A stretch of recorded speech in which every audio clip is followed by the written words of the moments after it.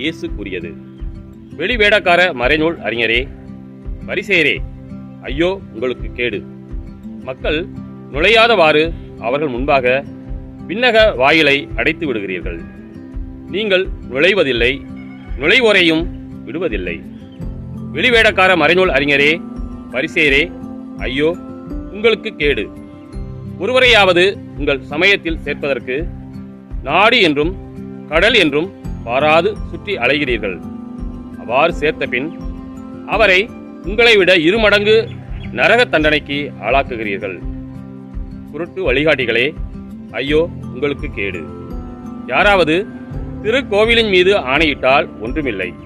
ஆனால் அவர் கோவிலின் பொன் மீது ஆணையிட்டால் அதை நிறைவேற்ற கடமைப்பட்டவர் என்கிறீர்கள். குருட்டு மடையரே, எது சிறந்தது?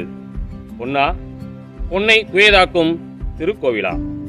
யாராவது பலிபீடத்தின் மீது ஆணையிட்டால் ஒன்றுமில்லை.